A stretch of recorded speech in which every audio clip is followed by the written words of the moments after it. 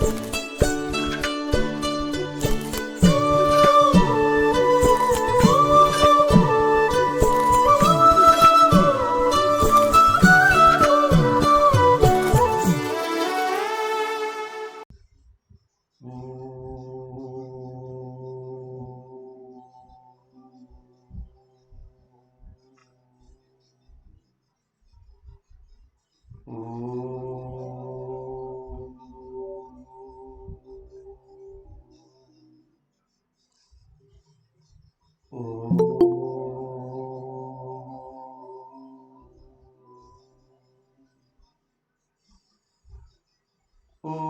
సహనావవతు సహనౌ భునక్తు సహ వీర్యం కరవావహై తేజస్వినావధీతమస్తు మా విద్విషావహై. ఓం శాంతి శాంతి. ఓం గురుర్బ్రహ్మా గురుర్విష్ణుః గురుర్దేవో మహేశ్వరః గురురేవ పరం బ్రహ్మ తస్మై శ్రీ.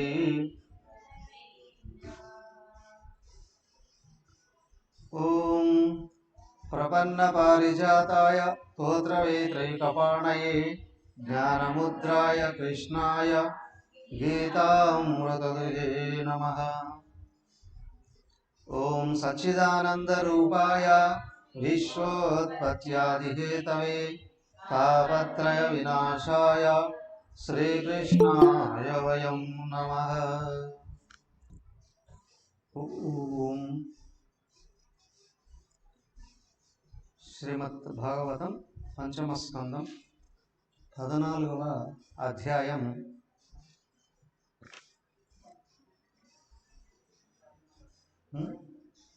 35 శ్లోకాలు పూర్తి చేసాం. 35 పూర్తి చేసాం. 36. క్వచిత్ క్షీణధనః శయ్యాసనాశనాద్యుపభోగవిహీనో యావత్ ప్రతిలబ్ధమనోరథోపగతాదానే అవసితమతిః తతస్తతోవమానాదీని జనాదవిలపతే. ఏవం విత్తవ్యతిశంగవివృద్ధ వైరానుబంధోపి పూర్వవాసనయామిథ ఉద్వహత్యథాపహతి. ఏతస్మిన్ సంసారాధ్వని నానాక్లేశోపసర్గబాధితః ఆపన్న విపన్నో యత్ర యస్తముః వావేతరస్తత్ర విసృజ్య జాతం.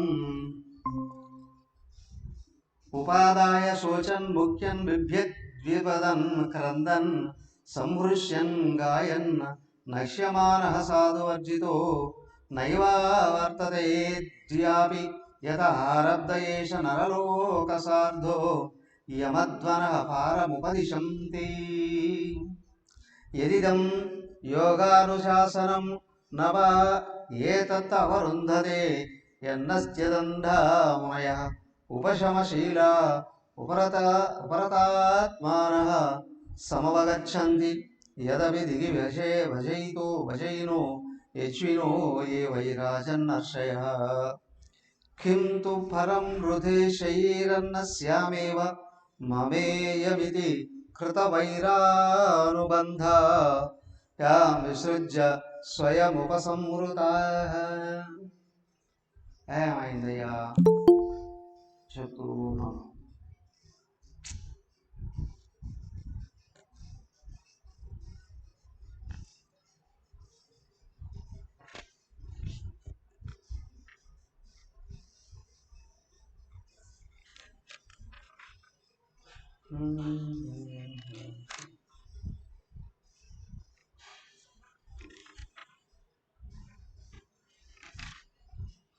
సంసార అరణ్యంలో పడిన వాళ్ళు ఏ విధంగా కష్టాలు పాలవుతున్నారు, పతనమవుతున్నారు చెప్తూనే మరి ఆ సంసారం నుండి ఉద్ధరించబడాలి అని అంటే ఏం చేయాలి అది కూడా తెలియపరుస్తూ ఉన్నారు. ఈ సంసారాన్ని ఒక వ్యాపారంలాగా పోల్చారు. వ్యాపారస్తులు పొరుగు దేశానికి వెళ్ళి అంటే ప్రయాణమై వెళుతూ తన అవసరమైనటువంటి పనిని పూర్తి చేసుకొని రావడం అనేటువంటిది ఏ విధంగా ఉంటుందో ఆ మధ్యలో ఎదురయ్యే కష్టాలు లాగానే ఇక్కడ జీవిత వ్యవహారాలు కూడా వ్యవహారం జరుగుతూ ఉంది అని చెప్తున్నారు. ఏంటి అంటే వ్యక్తికి దైవంతో సంబంధం ఏదో కాదు. ప్రతి ఒక్కరు అంటాడు ఆత్మవిశ్వాసం ఉంటేనే ఏ పనైనా చేయగలమండి, ఆత్మస్థైర్యం ఉంటేనే కష్టాలను ఎదుర్కోగలమండి, ఆత్మ అనుభవం ఉంటేనే పనిలో సక్సెస్ కాగలమండి మాటమే అంటారు. కానీ ఇంతకు ఆత్మ అంటే ఏమిటి ఎవరికి దృష్టిలో లేదు. ఆత్మ అంటే ఏంటి? సపోజ్ నేను అండి, నా మీద నాకు విశ్వాసము, నా మీద నాకు జ్ఞానము, నా మీద నాకు నమ్మకము, అలాగే నా గురించి నాకు అవగాహన కదా. ఇవన్నీ ఏమిటి అంటే ఈ నేను ఎవరు విచారణ చేయట్లేదు. కాముగా గమనిస్తే ప్రతి ఒక్కరు ఇంకొకరి మీద ఆధారపడడం అనేటువంటిది జరుగుతుంది. ఆధారపడడం తప్పు కాదు కదా. ఎవరి మీద ఆధారపడితే నేను నా విలువలను పెంచుకోగలను, సుఖానికి దగ్గర కాగలను, ముఖ్యంగా అసలైన ఆత్మస్వరూపం వైపు నడవగలను. అవునా? వీటన్నిటి వల్ల ఏంటి అంటే ఏమొస్తుందండి? డబ్బులు వస్తాయా, అధికారాలు వస్తాయా అని అనుకునేటువంటి వాడు పతనం అవుతాడు. అదే అర్థకామాలను ఆశ్రయించడం. రెండోది పుణ్యాలు వస్తాయా కూడా ధర్మాన్ని ఆశ్రయించడం. ఇవన్నీ ఒక ఎత్తు. సెల్ఫ్ సాటిస్ఫాక్షన్ ఉంటుందా? అవునా? తను సుఖంగా ఉండగలడా?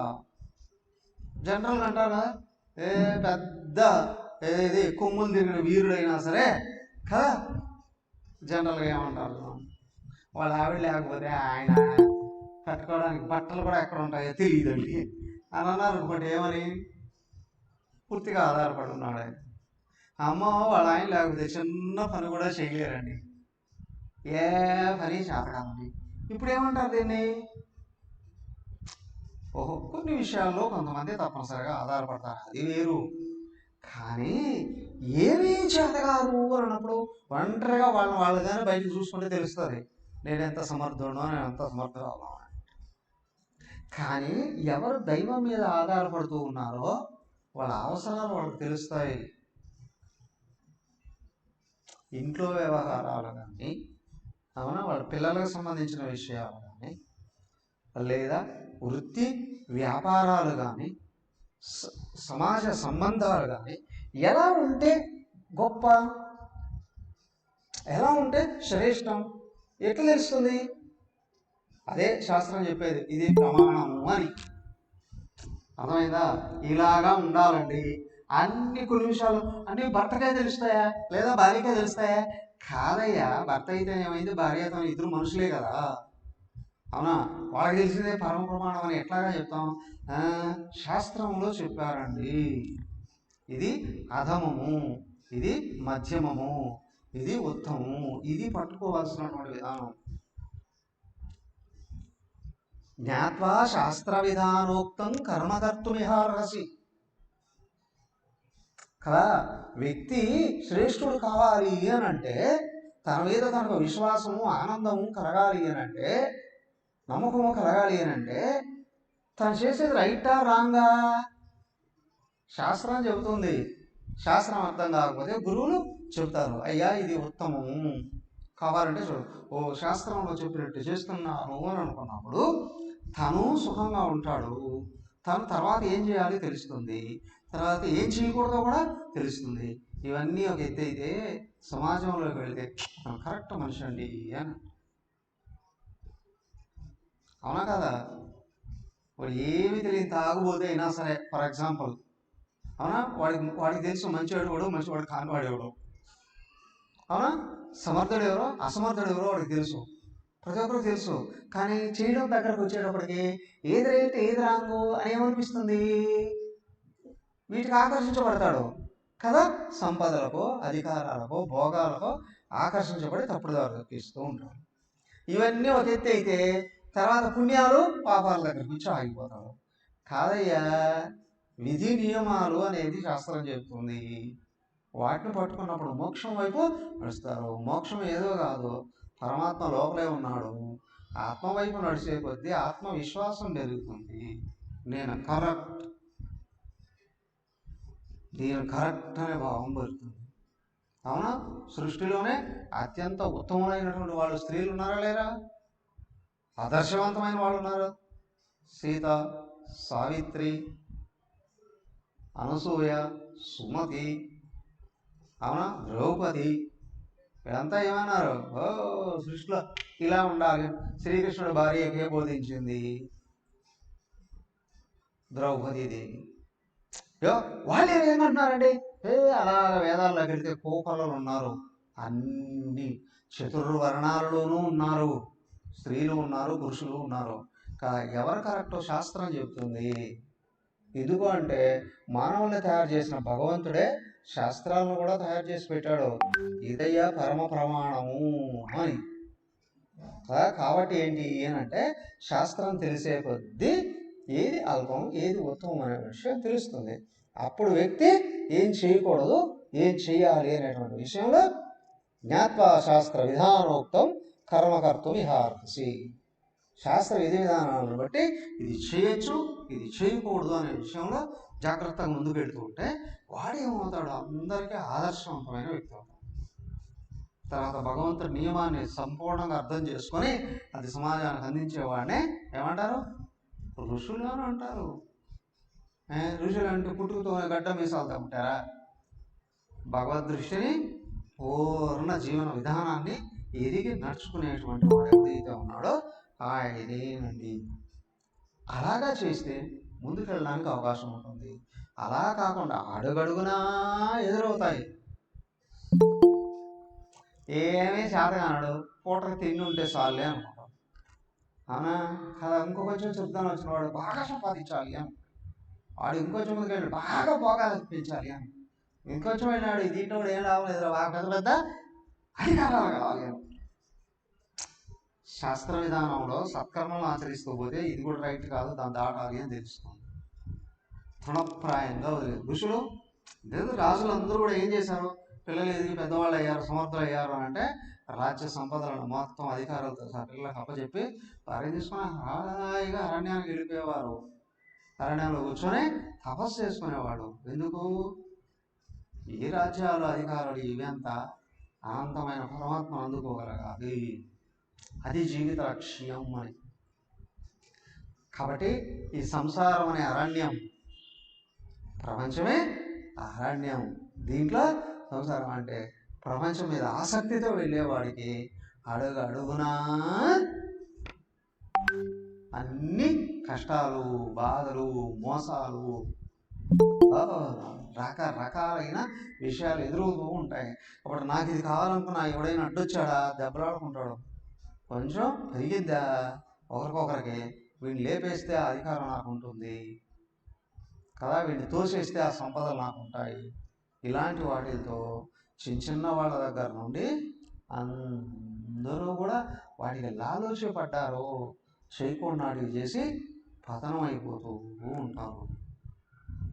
అలాగే ఇదే జీవితం, ప్రపంచమే నిజం, దీంట్లో భోగాలు అనుభవించడమే లేదా సంపాదన చేయడమే జీవితం అనుకున్నప్పుడు క్రమంగా ఇంకా ఇంకా తనకు తను దూరం.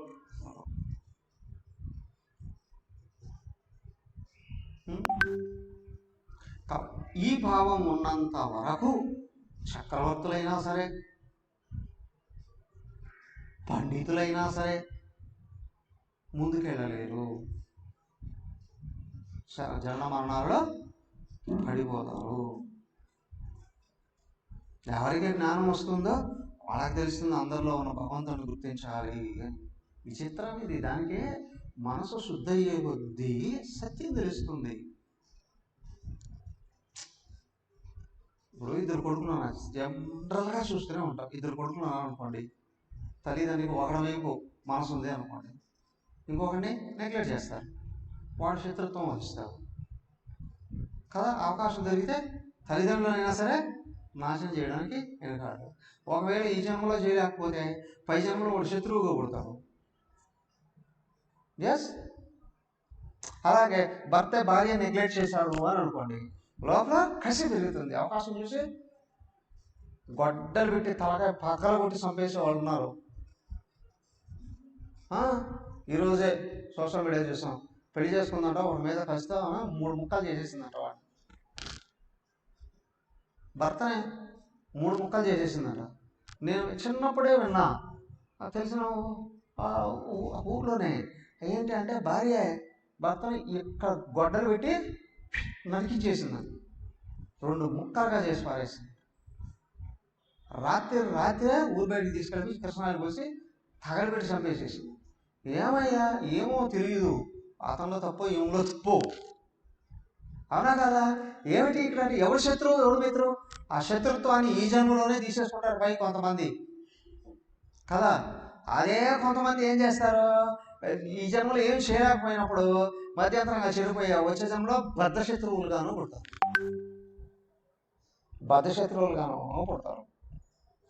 అక్కడ కక్షలు తీర్చుకోవడానికి ప్రయత్నం చేస్తారు. సో కాబట్టి ఏంటి అంటే ఇక్కడ మరి ఎవరు కరెక్ట్ అనుకోవాలి? ప్రతి ఒక్కరు అనుకుంటారు నాకు ఇష్టం నడుచుకోవాలి అని. అవునా కదా? వేరు ఊళ్ళో వాళ్ళు, వేరు దేశాల వాళ్ళు, రాష్ట్రాల వాళ్ళు పడితే ఒకే ఇంట్లో ఉన్న అన్నదమ్ములు నా ఇష్టం నువ్వు నడుచుకోవాలి, నా ఇష్టం నువ్వు నడుచుకోవాలి అనుకోవాలి కదా. కాబట్టి కుదరినప్పుడు వేరిపోతారు ఒక ఎత్తు. మరి భార్య భర్తలకే వస్తే అవునా, ఉన్నారు లేదా? మ్యాక్సిమం పీపుల్ భర్త చెప్పినట్టే భార్య నడుచుకోవాలి అని అనుకుని వెళ్ళిపోతూ ఉంటారు. కానీ ఇప్పుడు రెవల్యూషన్ వస్తుంది. ఏంటంటే భార్య నేను చెప్పినట్టే నువ్వు వినాలి. అప్పుడు అంతా సంపాదిస్తుంది, వీడు చేతగాని వాడు ఒక ఎత్తు. అలా కాదు, ఆయనే అన్ని పనులు చేస్తాడండి, సంపాదిస్తాడండి, తీసుకొని వస్తాడు, అన్నీ పెడతాడండి. కానీ ఈమెకి ఏమిటి అంటే తన ఇష్టం వచ్చినట్టు తను ఎంజాయ్ చేయాలి అని అనుకుంటే, ఒకడు పని చేయడానికి భర్త కావాలి, సంపాదించడానికే భర్త కావాలి. అన్నీ సంపాదించి ఇక్కడ పెట్టి అది చెప్పినట్టు నడుచుకుంటూ ఉండాలి. అవునా? అనుకునే వాళ్ళు ఉన్నారు లేదా? ఏదో లేబర్లోనూ చూస్తారేమో, కాదు, అన్ని స్థాయిల్లోనూ ఉన్నారు, అన్ని వర్గాల్లోనూ ఉన్నారు. లేబర్లో ఉన్నారు, వ్యాపారస్తుల్లో ఉన్నారు, ఉద్యోగస్తుల్లో ఉన్నారు, రాజకీయ నాయకుల్లో ఉన్నారు, శూద్రుల్లోనూ ఉంటారు, వైశ్యుల్లోనూ ఉంటారు, క్షత్రియుల్లోనూ ఉంటారు, బ్రాహ్మణుల్లో కూడా తప్పులేమీ కాదు. అని చెప్పట్లే. ఏమిటి అంటే వాళ్ళ కులమో మతమో కాదు, వాళ్ళ సంస్కారం. అది కారణం ఏంటి అని అంటే వాళ్ళకి నిజ జీవితం గురించి తెలియకపోవడం వలననే అలాగా జరుగుతుంది. అంతే, వేరే ఏం కాదు. అయ్యా జీవించాల్సిన విధానం ఇది అని చెప్పి తెలిసి తల్లిదండ్రులు వాళ్ళ పిల్లల్ని చిన్నప్పటి నుంచి అలాగా కానీ పెంచగలిగేటట్లయితే ఖచ్చితంగా వాళ్ళు పెరిగి పెద్ద అయ్యేటప్పటికీ జీవిత ప్రమాణం ఇదండి అని. పూర్వం మనకు కుల గురువులు ఉండేవాళ్ళు, జ్ఞానం లేని వాళ్ళు, ఆత్మజ్ఞానం లేని వాళ్ళు పరమ ప్రమాణంగా ఉండేవారు. వాళ్ళే పరమ ప్రమాణంగా ఉండి వాళ్ళ బట్టే జీవితాలన్నీ కూడా నడిచేసి ఉంటాయి. ప్రారంభం నుండి కృతయుగం నుండి కూడా రాక్షసులు ఉన్నారు, మానవులు ఉన్నారు. రాక్షసులు ఉన్నారు, మానవులు ఉన్నారు. ఒక వర్గం వాళ్ళ ఇష్టం వచ్చిన నడుచుకునేవాడే రాక్షసుడు, శాస్త్ర పద్ధతులు నడవాలి అనుకునేవాడే మానవుడు భగవంతుడికి దగ్గర అవుతాడు, జీవన్ముక్తుడు కావడానికి కూడా అవకాశం ఉంది. ఇలాగా నడుచుకోగలగాలండి. నడవలేకపోవడానికి కారణం వ్యక్తిలో ఉన్న అజ్ఞానము, దాని నుండి పుట్టిన స్వార్థం అండి. దాన్ని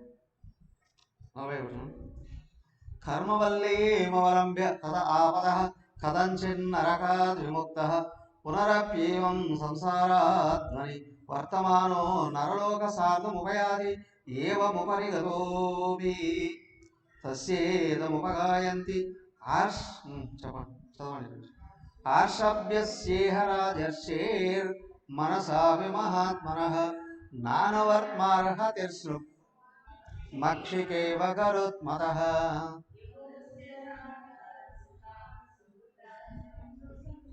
జహోయువైవ మలవతు ఉత్తమశ్లోకలాలసః యోదుస్త్యజాన్ క్షితిసు స్వజనార్ధదారాన్ ప్రార్జాం శ్రియం సురవరై సదయావలోకాం నైచన్ నృపస్తదుచితం మహతాం మధుద్విటు సేవానురక్త మనసామభవోపి వల్గు యజ్ఞాయ ధర్మపతయే విధి నైపుణాయ యోగాయ సాంఖ్య శిరసే ప్రకృతీశ్వరాయ నారాయణాయ హరయే నమయుచ్యుదారం యాసన్ మృగత్వమపి యః సముదాజహార యైదం భాగవత భాజితావదాత గుణకర్మణో రాజర్షేర్వరథస్యానుచరితం స్వస్త్యై నమాయుష్యం ధన్యం యస్త్యం స్వర్గ్యాపవర్గ్యం వాను శృణోత్యాఖ్యాస్యతి అభినందతి.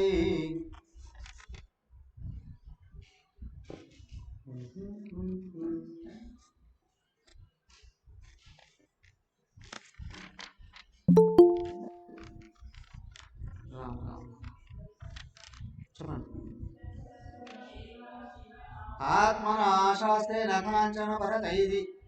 ఇది శ్రీమద్భాగవతే మహాపురాణే పారమహంస్యాం సంహితాయాం పంచమస్కందే చతుర్దశోऽధ్యాయః.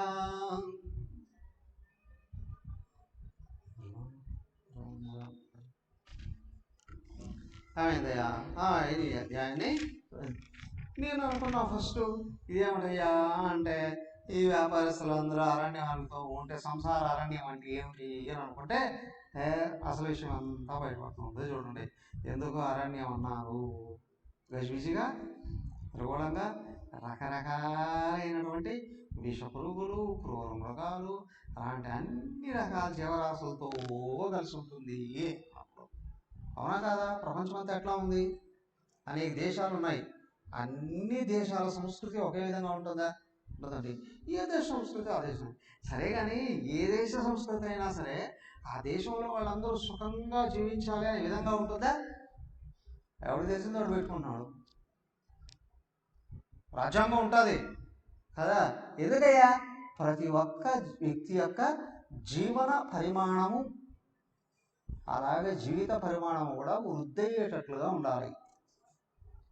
ఇప్పుడు వ్యక్తిత్వం వృద్ధి అయ్యే కొద్దీ మనుషులు కష్టపడి పనిచేస్తారు, అందరూ సుఖంగా ఉండాలని కోరుకుంటారు. కాబట్టి ఎవడికి కష్ట నష్టాలని ఇవ్వడు. కానీ వ్యక్తిత్వం బాగుపడలేదు అని అనుకోండి, ప్రతి ఒక్కడిగా ఉంటుంది నేను గొప్పవాడిని కావాలి అని. అవునా? కష్టపడి పైకి రావడం కష్టం కాబట్టి కష్టపడి సంపాదించుకున్న వాళ్ళందరినీ కూల్చి పారేస్తే అలాగా రావచ్చు. అన్ని చోట్ల ఏర్పడుతున్నాయి. ఎస్, అవునా కాదా?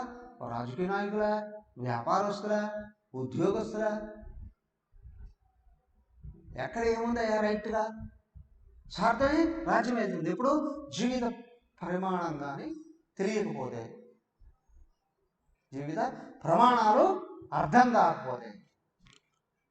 సో కాబట్టి ఏంటి అంటే వ్యక్తిత్వం వికసించే కొద్దీ మానవులు ప్రపంచంలో కూడా ఆర్థికంగాను సామాజికంగాను కదా వృద్ధి చెందేటువంటి అవకాశం ఉంటుందండి. దానికే సో వ్యాపారం చేస్తూ ఉన్నాం. చివరికి చెప్పేస్తున్నాం ఏమయ్యా,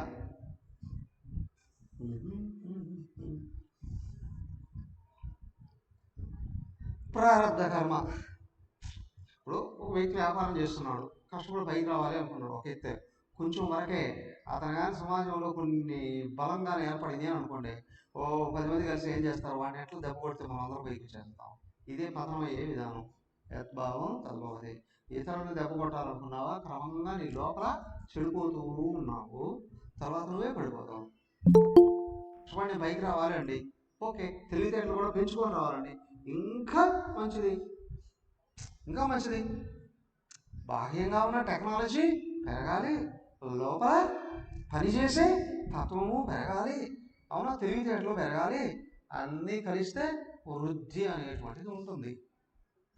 అలా కాకుండా మధ్య మార్గంలో వెళ్దామండి, అక్రమ మార్గంలో వెళ్దామండి, అనుకున్నవాడు చెడిపోతాడు, వాడితో పాటు వాడితో కలిసి చర్చించేవాడు కూడా సమాజాన్ని వాడి దాని ఏదైనా ప్రారంభం కలిసి వచ్చింది అని అనుకోండి, ఇతరులందరూ దెబ్బతినిపోతారు. తర్వాత వీడు నియంతగా మారుతాడు. కొన్ని దేశాలు నాశనం కావడానికి కారణం అదేనండి. కాబట్టి ఏమిటయ్యా, గవర్నమెంట్ కూడా ఏం చేయగలగాలి?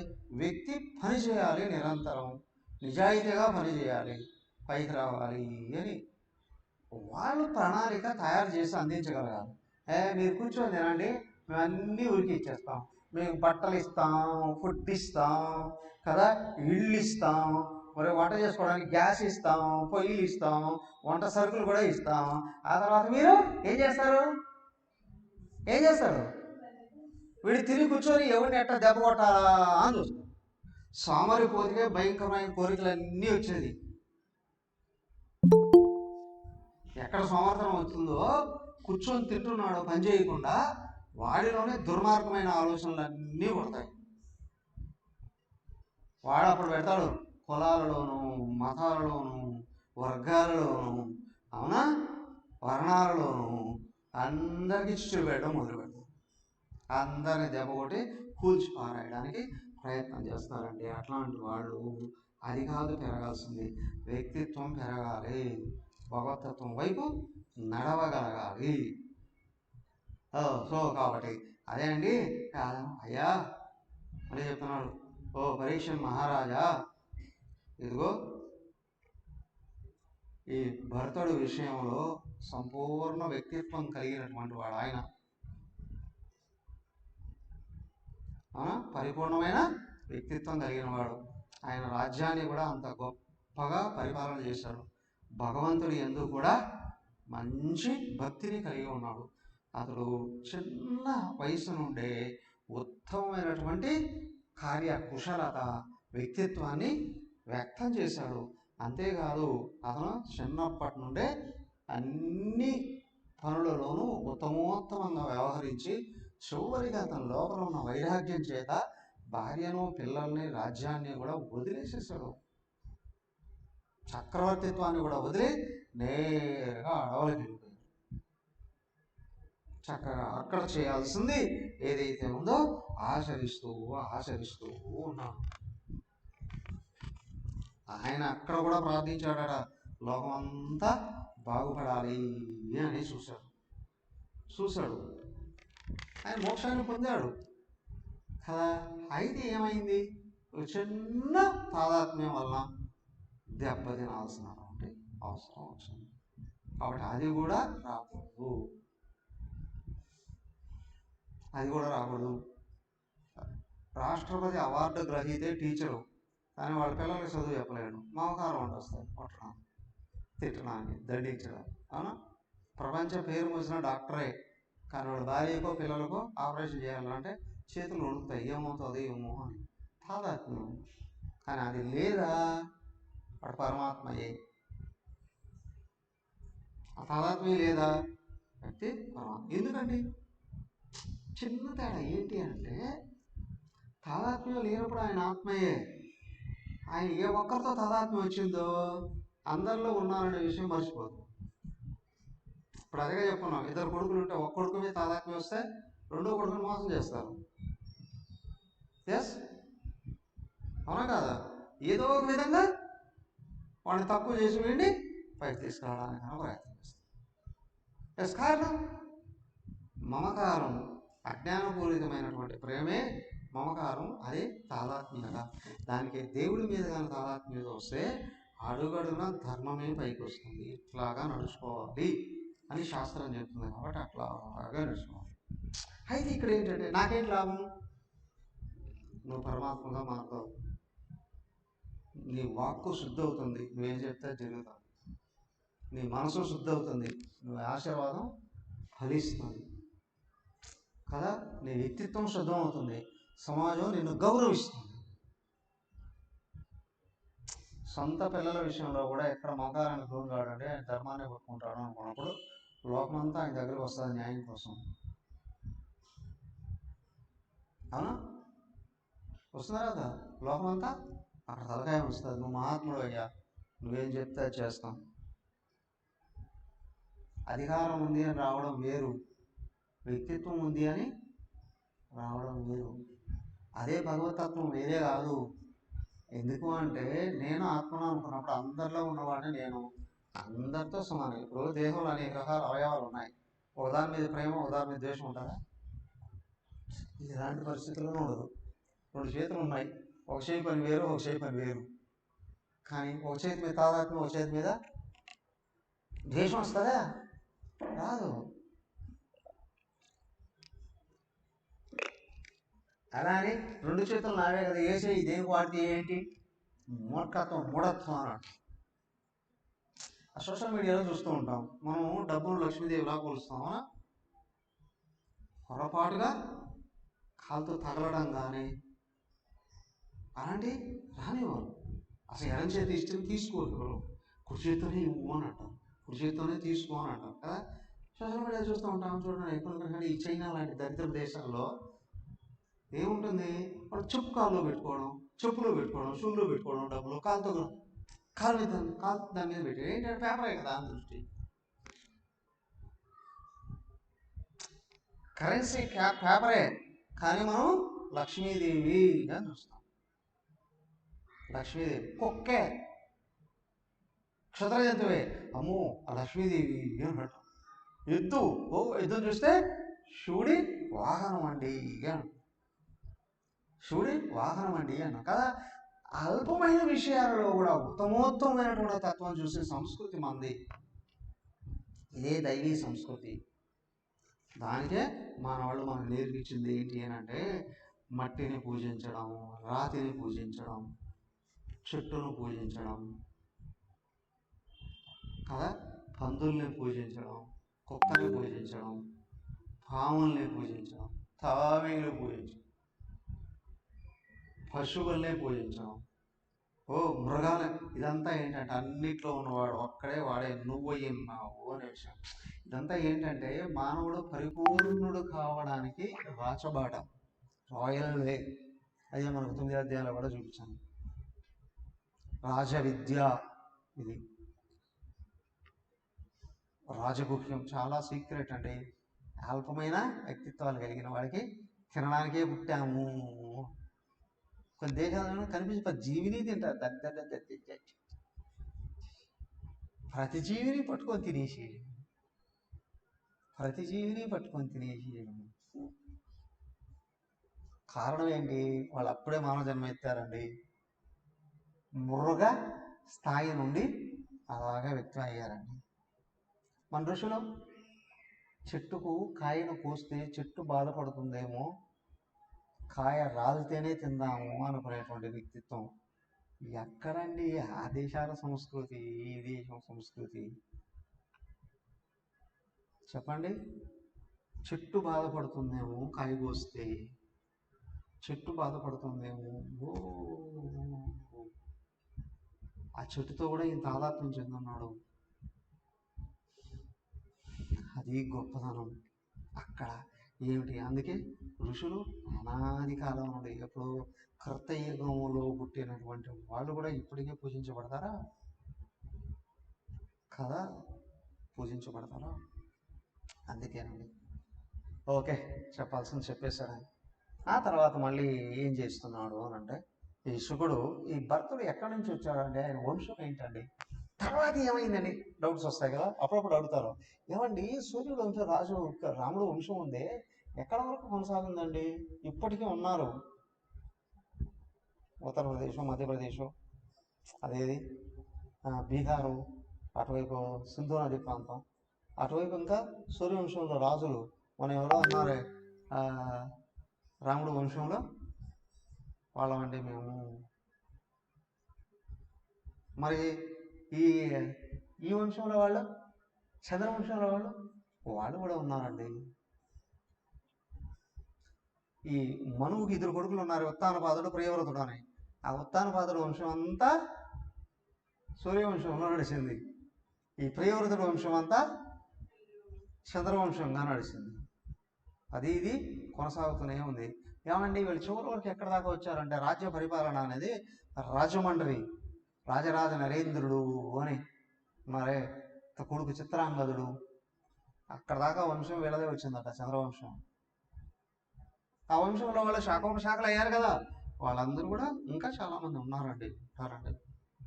దాన్ని ఆ వంశ క్రమాన్ని ఈయనకి శుకుడికే అనిపించింది. చెప్తున్నాడు చూడండి.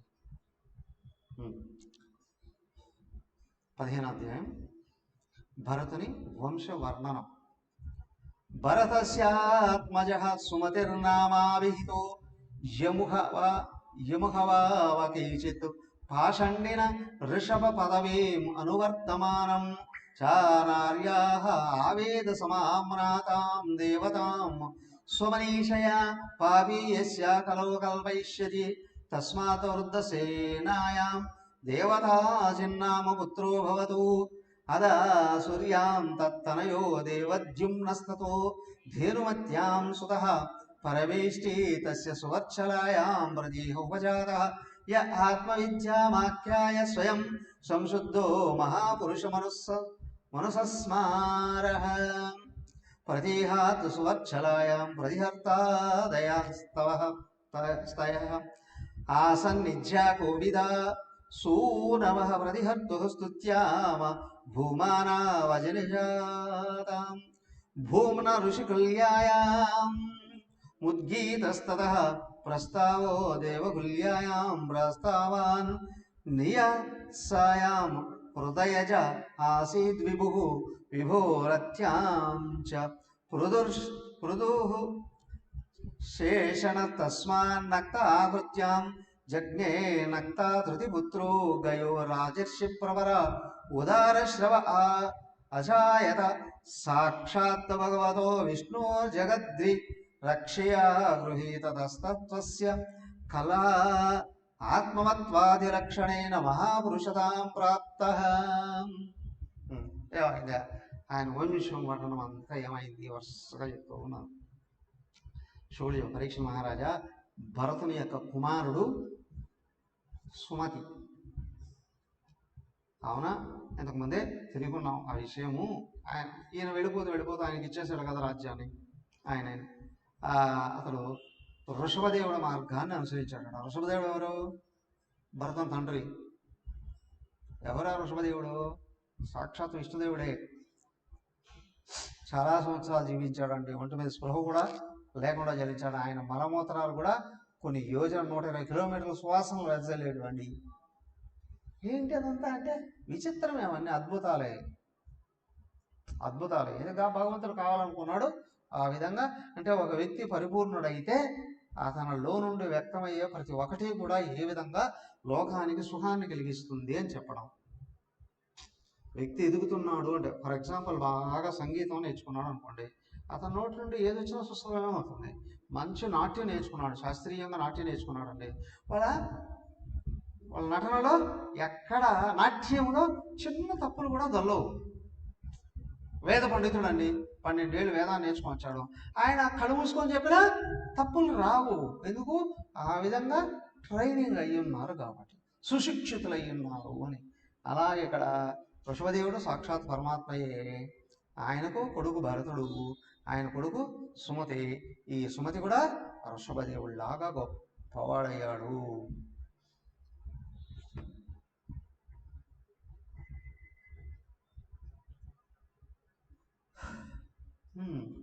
అయితే ఏమైందయ్యా? కేచిత్ పాషండిన ఋషభ పదవీ అనువర్తమానం చానార్య ఆవేద సమామ్నాతాం దేవతాం సుమనీషయా పాపీయస్య కలవు కల్పయిష్యతి. ఏమైందయ్యా?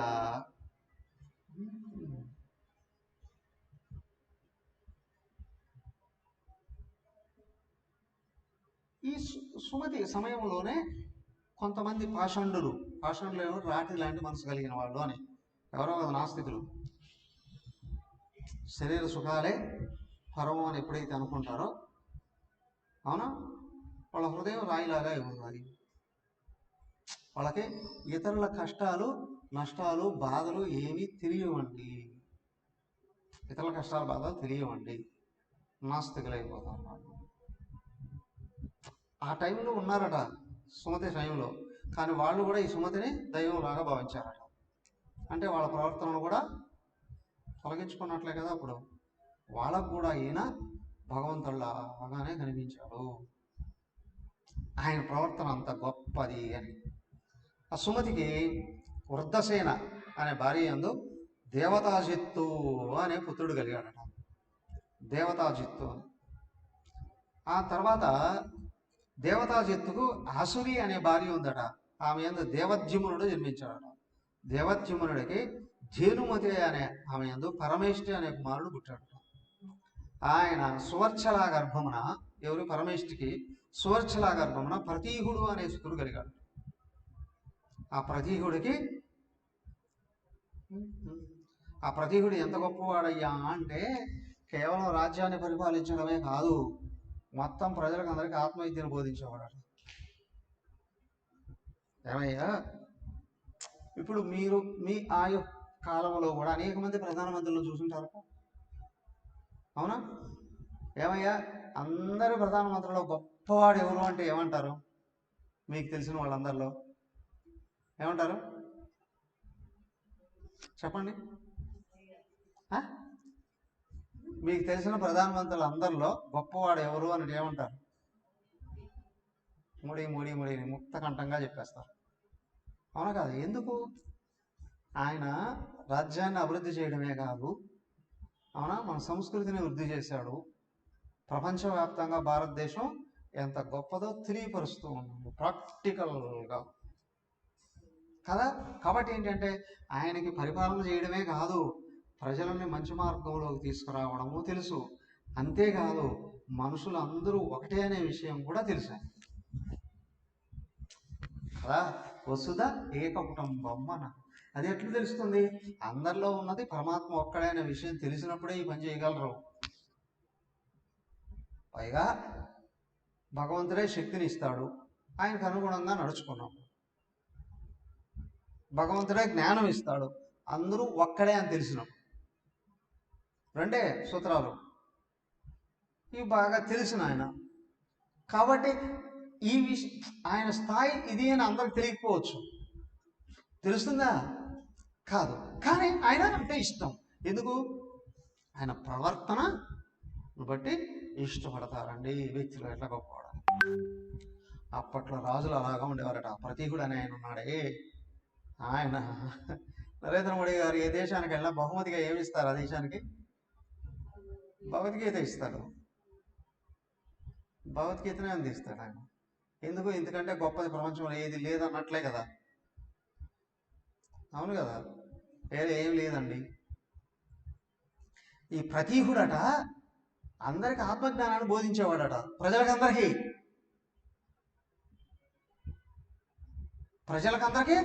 ఆత్మజ్ఞానాన్ని బోధించేవాడట. అందుకే ఆయన హృదయం అంత గొప్పది. అందుకు ఆయన ఎప్పుడు ఆయన వెంట శ్రీమన్నారాయణుడు ఉండేవాడట. శ్రీమన్నారాయణుడు ఆయన వెంట ఉండేవాడట. ఏమండి, నమ్ముతారా నమ్మరా?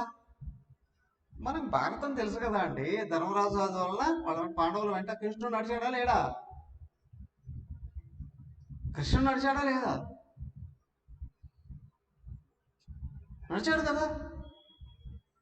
ఏమయ్యా, వానరులలో పుట్టాడు వాళ్ళని సుగ్రీవులు, వాళ్ళని తుదముట్టించి సుగ్రీవుడికి సపోర్ట్ ఇచ్చాడా లేదా? రాక్షసుల్లో పుట్టారు రావణాసురుడు, విభీషణుడు, వాడిని చంపేసి విభీషణుడు వెంట నడిచాడా లేదా? విభీషణుడు రాముడి కాలం వాడు కదా, ఆయన పాండవుల కాలంలో కూడా ఉన్నాడు. పాండవులు రహస్య యాగం చేశారు కదా. రహస్య యాగం చేసినప్పుడు దక్షిణ దేశం జయించడానికి అర్జునుడు వచ్చాడు.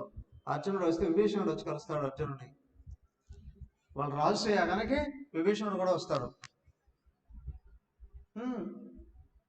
ఇది ఎక్కడ త్రేతాయుగం, ఎక్కడ ద్వాపరయుగం అంతం, ఆ 2 యుగాల కాలం, దాదాపు 20 లక్షల సంవత్సరాలు ఉన్నట్టున్నాడు ఆయన. విభీషణుడు ఉన్నాడు, వచ్చాడు, యాగానికి వచ్చాడు. మహాభారతంలో చూడండి, భీష్మ పర్వంలో ఉందే, సభాపర్వంలో తెలుస్తుంది, అందులో వస్తుంది. సో కాబట్టి ఇక్కడ ఏమిటయ్యా, భగవంతుడు వెంట ఉంటాడు. అందుకే ఈయన వెంట ఉండేవాడు అంటే ఎప్పుడు. ఆయనకి ప్రతీహుడికి ధర్మపత్ని అట స్వర్చల, ఆమెకి ప్రతిహర్త, ప్రస్తోత, ఉద్గాత అనే ముగ్గురు కొడుకులట. వాళ్ళు కూడా యజ్ఞయాగాదుల్లో మహానిష్ణాతులట. వీళ్ళు ప్రతిహర్త యొక్క భార్య స్తుతి అట, ఆమెకి అజుడు, భూముడు అనే 2 కొడుకులు ఉంటారట. ఆ భూమ వాళ్ళ ఋషికుల్య అనే భార్య యందు ఉద్గీతుడు అనేటువంటి కొడుకు, అతనికి దేవకుల్య అనే భార్య యందు ఇద్దరు భార్యలు, ప్రస్తావుడు అనే నియుస్సుడు అనే ప్రస్తావుడు అని కొడుకు పుట్టాడు. ప్రస్తావుడికి నియుస్సుడు, ఆయనకి విభుడు అనే కొడుకులు పుట్టాడు. విభుడికి రతి అనే భార్య యందు పృథుశయనుడు పుట్టాడట. ఆ పృథుశయనుడికి ఆకూతి అనే భార్య యందు నక్తుడు అనే రాజు పుట్టాడట. నక్తుడికి ధృతి అనే కొడుకు పుట్టాడట. ఆ ధృతికి గయుడు పుట్టాడట. అతడు గయుడు ఉన్నాడే రాజర్షుల్లో చాలా శ్రేష్ఠుడట, గొప్ప కీర్తి గలవాడు. ఆ గయుడు జగత్తునంతా రక్షించడానికి శ్రీహరి ఉపాసకుడు. ఆ శ్రీహరి ఈయన మళ్ళీ అక్కడ చెప్పాడుగా ప్రతీకుడు అని, అలాగా నారాయణమూర్తి గయుళ్లాగా పుట్టాడు అని. నారాయణమూర్తే గయుళ్లాగా పుట్టాడండి, లోకాన్ని ఆ విధంగా రక్షించాడట ఆయన. ఆయన సకల సద్గుణ సంపన్నుడు, పరమ పురుషుడుగా వెలిగాడట ఆయన. ఏదో సవై స్వధర్మేణ ప్రజాపాలన పోషేణ ప్రీణనోపలాలన అనుశాసన లక్షణేన ఇత్యాదినా చ భగవతి మహాపురుషే పరావరే బ్రహ్మణి సర్వాత్మనార్పిత పరమార్థలక్షణేన బ్రహ్మ విచ్చరణానుసేవయ ఆపాదిత భగవద్భక్తి యోగేన ఛావీక్ష్ణశః పరిభావితాతిశుద్ధ మతిరుపరతానాత్మ్యాత్మని స్వయముపలంభ్యమాన బ్రహ్మాత్మానుభవోపి నిరభిమాన ఏవావనిమసూగుమతు తస్యైమాం గాదాం పాండవేయ పురావిదః ఉపగాయంతి. చదవండి. గయం నృపక్కః ప్రతియాతి కర్ణభిః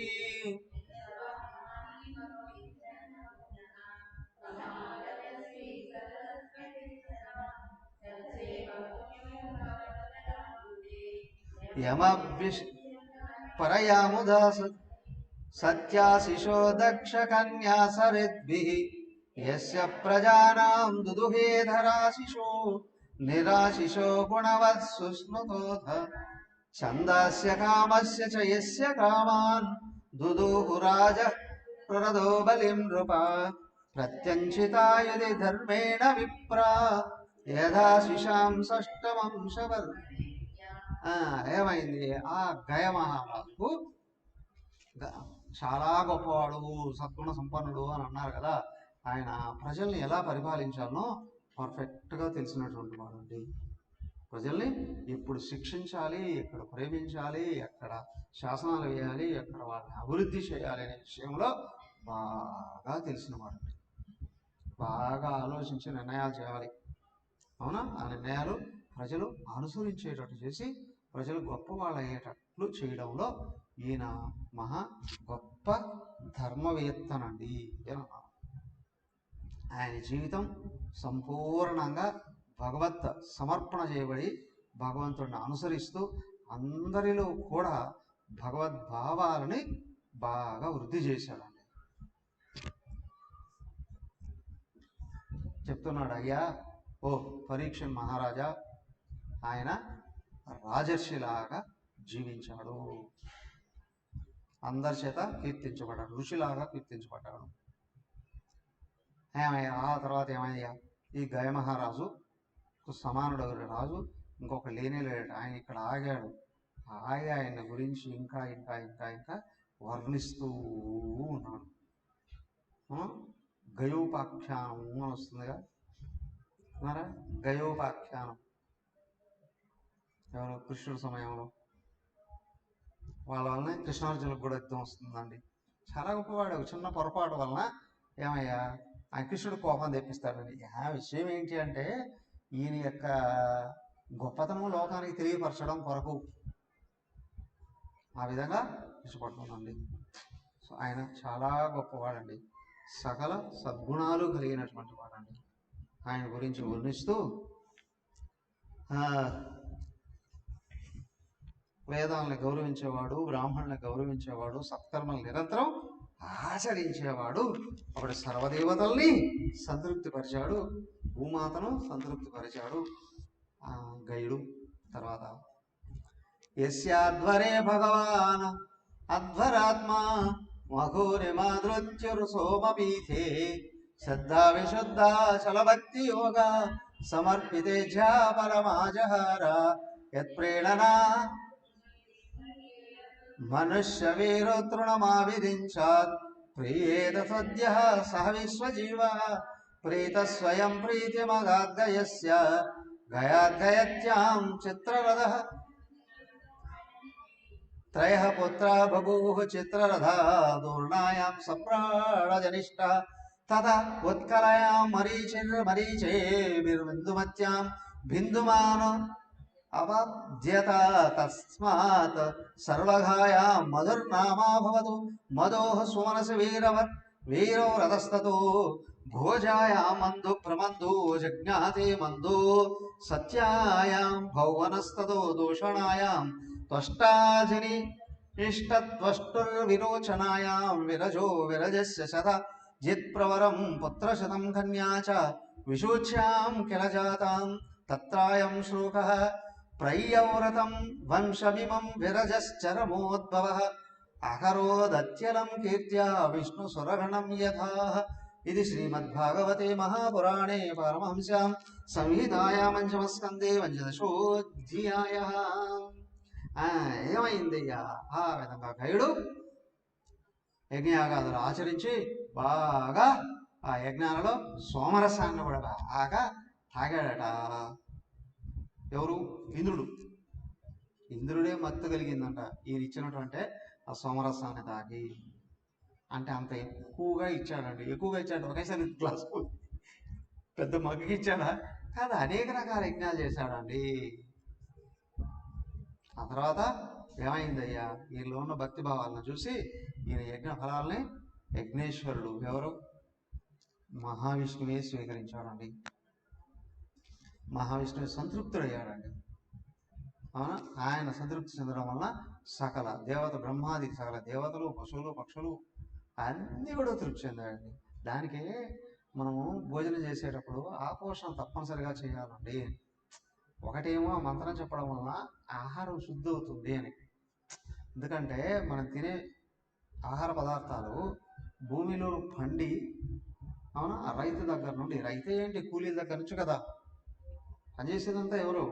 ఆ కూలీల దగ్గర నుండి మన చేతికి వచ్చేటప్పటికి ఎన్ని వందల చేతులు మారుతాయో, ఎన్ని వేల చేతులు మారుతాయో, వాళ్ళ గుణాలన్నీ అంటుకుంటాయట.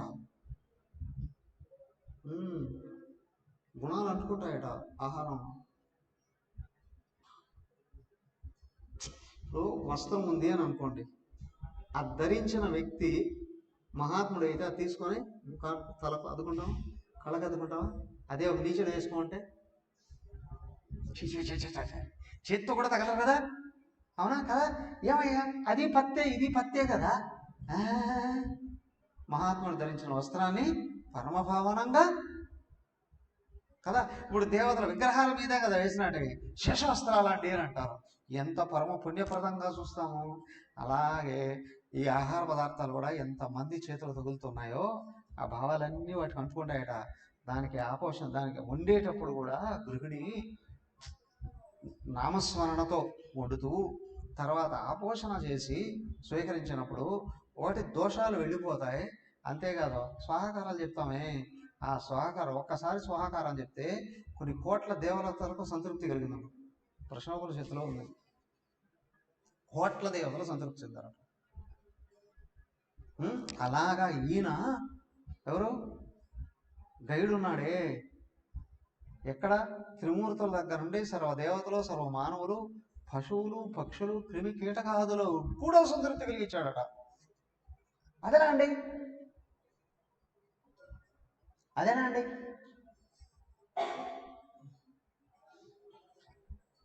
పశువులు పక్షులు కూడా ఎట్లాగా?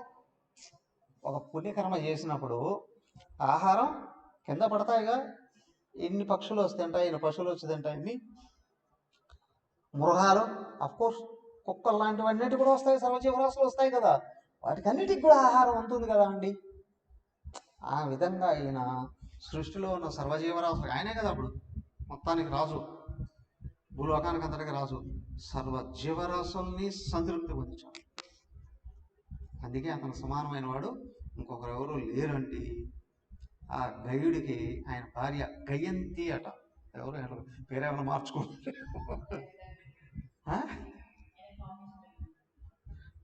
గయంతి అట ఆయన భార్య పేరు.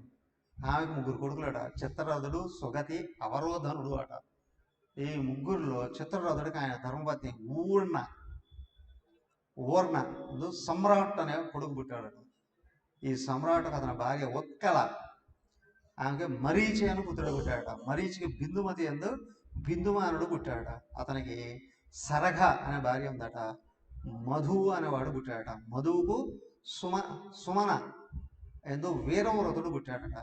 వీరవ్రతుడు వలన భోజ అనే ఆమె ఎందు మంధుడు ప్రమందుడు అనేవాడు పుట్టారట. మందుడుకు సత్య ఎందు భౌవనుడు పుట్టాడట. అతనికి దూషణ అనే ఆమె ఎందు త్వష్ట అనేవాడు జన్మించాడు. త్వష్ట వలన విరోచన అందు విరజుడు పుట్టాడట. విరజుని వలన అతని భార్య అయిన విషూచి ఎందు శతజిత్తు పుట్టాడట. శతజిత్తు మొదలుగా మళ్ళీ 100 మంది కుమారులు పుట్టారట. ఒక కుమార్తె కూడా కలిగింది. 100 మంది కుమారులు పుట్టారు, ఒక కుమారుడు పుట్టాడు. అవునా? విరజుడి విషయంలో ఈ శ్లోకం చాలా ప్రసిద్ధంగా చెప్తారట. ఏమిటయ్యా అది? తత్రయంలో ప్రయోవ్రతం వంశమిమం విరజశ్చర ఉద్భవ అకరోత్తి అత్యంతం కీర్త్య విష్ణు సురగణం యథా. ఏమిటి అంటే, ఈ మహావిష్ణువు దేవతల యొక్క గొప్పతనాన్ని పెంచినట్లే ప్రియవ్రతుడు వంశంలో చివరి వాడట ఈ విరజుడు. ఆ వంశాన్ని అంతటినీ సంపూర్ణంగా అత్యంత గొప్ప స్థితికి తీసుకెళ్ళాడట. మళ్ళీ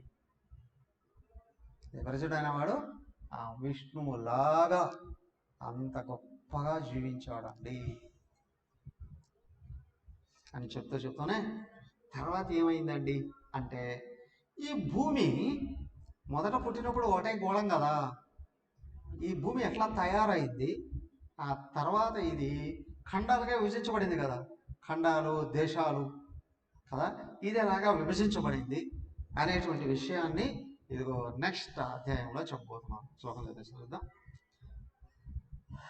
అద షోడశోధ్యాయ భువనకోశ వర్ణన రాజోవాచ ఉక్తస్త్వయా భూమండలాయం విశేషో యావదాదిది త్యపతి యత్ర చాసో జ్యోతిషాం గుణైశ్చంద్రమావా సహ దృశ్యతే. ఏమయ్యా, ఈ ప్రియవ్రతుడు అనే రాజు ఉన్నాడు కదా, ఆయన వలనే 7 ఖండాలుగా మారిందట. 7 సముద్రాలు వచ్చాయట. ఎలాగా జరిగిందయ్యా అది? ఆ విషయం నాకు చెప్పవా అని పరీక్ష మహారాజు అడిగితే శుక మహర్షి వర్ణన చేస్తున్నాడు. చాలా బాగుంటుంది ఇది. రేపు చూద్దాం మరి. ఓం సర్వే భవంతు సుఖినః, సర్వే సంతు నిరామయాః, సర్వే భద్రాణి పశ్యంతు, మా కశ్చిద్ దుఃఖభాగ్ భవేత్. ఓం శాంతి శాంతి శాంతి. హరి ఓం. శ్రీ గురుభ్యో నమః. హరి ఓం.